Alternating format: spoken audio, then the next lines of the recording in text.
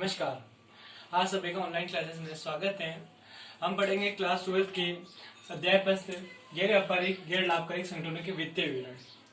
गैर व्यापारिक से हमारा आशय यह होता है जो व्यापार जो लीगल अनलीगल होते हैं, उसी प्रकार से अपने गैर व्यापारिक गैर लाभकारी संगठन होते हैं।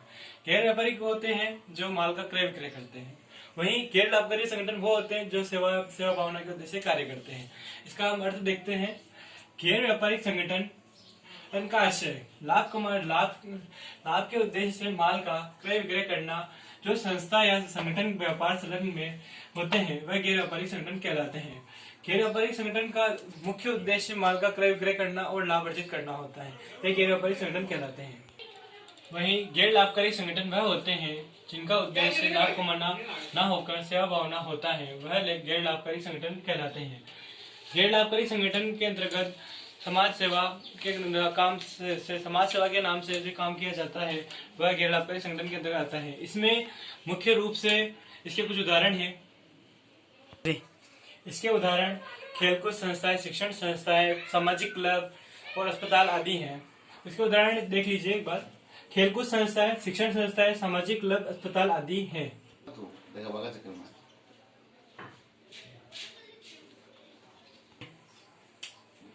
गैर व्यापारिक संगठनों तथा गैर लाभकारी संगठनों में अंतर निम्नलिखित है। इसके कुछ बिंदु अंतर के बिंदु हैं, अपन इस प्रकार देखेंगे। देखिए, अंतर का आधार और गैर व्यापारिक संगठन और लाभकारी संगठन। इसका पृष्ठ बिंदु है अंतर का आधार उद्देश्य।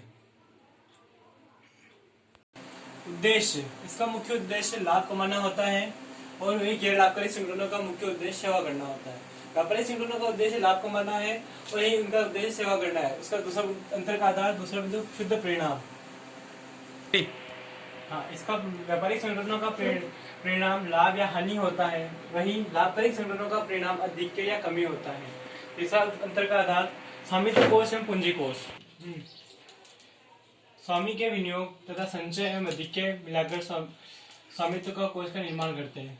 व्यापारिक संगठन जो होते हैं वह अपने विनियोग तथा पूंजी संचय अधिक्य मिलाकर अपनी पूंजी का स्वामित्व कोष का निर्माण करते हैं। वहीं लाभकारी संगठन जो होते हैं उनके पास ना तो किसी प्रकार की कोई आय होती है, ना किसी प्रकार की पूंजी आती है। उनके पास जो अंशदान होता है या कोई व्यक्ति दान करते हैं संस्था में या कोई मेंबरशिप लेता है, तो आदि को मिलाकर ही उनके पास अधिक्य बनता है, उससे पूंजी कोष का निर्माण होता है। वहीं चौथा बिंदु लेखांकन विवरण में निम्न प्रकार की चीजें आती हैं। इसमें निर्माण खाता बनाया जाता है, व्यापारिक खाता बनाया जाता है, लाभ हानि खाता बनाया जाता है, चिट्ठा बनाया जाता है। वहीं लाभकारी संगठन में प्राप्ति भुगतान खाता, आयव्यय खाता, व्यापारिक खाता एवं चिट्ठा बनाया जाता है। गैर व्यापारिक संगठन द्वारा अपनाई जाने वाली हिसाब किताब की पुस्तिकें।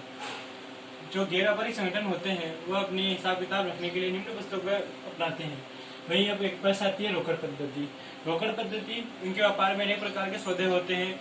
नगद जो सौदे होते हैं उनको तिथिवार उनका जिस दिन लिखा हुआ है उसी दिन उसका लेखा किया जाता है, वह रोकड़ पद्धति के हिसाब की पुस्तक में लिखते हैं।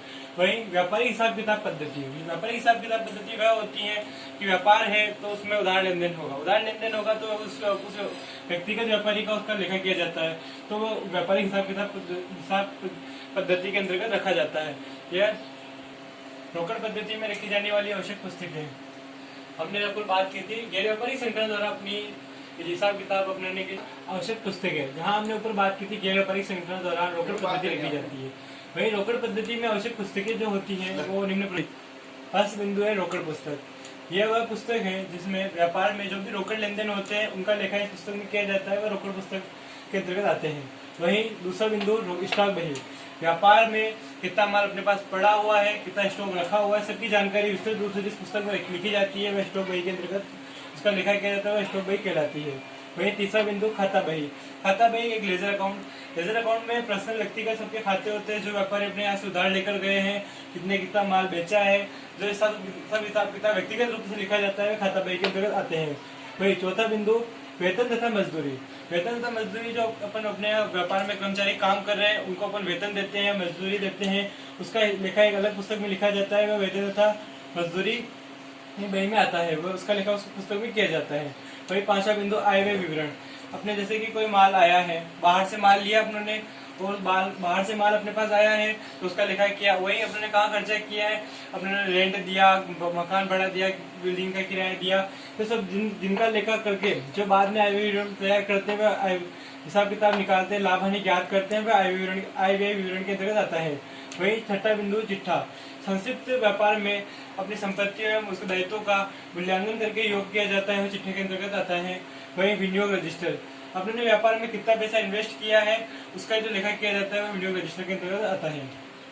कि अब जैसे कि अपने अभी पढ़ा स्टार्टिंग से गैर व्यापारिक संस्था का आशय, उसका अर्थ देखा अपनों, वही उसके बाद में गैर व्यापारिक संगठन व गैर लाभकारी संगठनों का अंतर देखा, वही उसके बाद गैर व्यापारिक लोकल पद्धति की आवश्यक पुस्तकें। तो उस इनको जो अपनों ने पढ़ा है उसका आप लोगों को सबको फेयर कॉपी में नोट्स बनाने हैं, साथ ही मैंने क्वेश्चन लिख दिए हैं, सब क्वेश्चन और प्रश्न एक बार सब देख लीजिए। गैर व्यापारिक संगठन व गैर लाभकारी संगठन का आशय, तो मैंने आपको फर्स्ट में स्टार्टिंग वीडियो जब स्टार्ट हुआ था तो मैंने आप सबको बताया था गैर व्यापारिक संगठन का अर्थ। तो अर्थ आपको अर्थ में इसके आशय के अंतर्गत वो अर्थ आपको लिखना है, जो वीडियो को पॉज करके देखकर उसका अर्थ आपको फेयर कॉपी में लिखना है। वहीं यहाँ पर सेकंड क्वेश्चन देखेंगे, गैर व्यापारिक संगठन तथा गैर लाभकारी संगठनों का आशय, सॉरी अंतर। तो अंतर मैंने आपको अंतर के बिंदु चारों बिंदु बताए थे, तो वीडियो को आप पॉज करेगा और वीडियो पॉज करके आप उसके अंतर लिखेगा, ठीक है।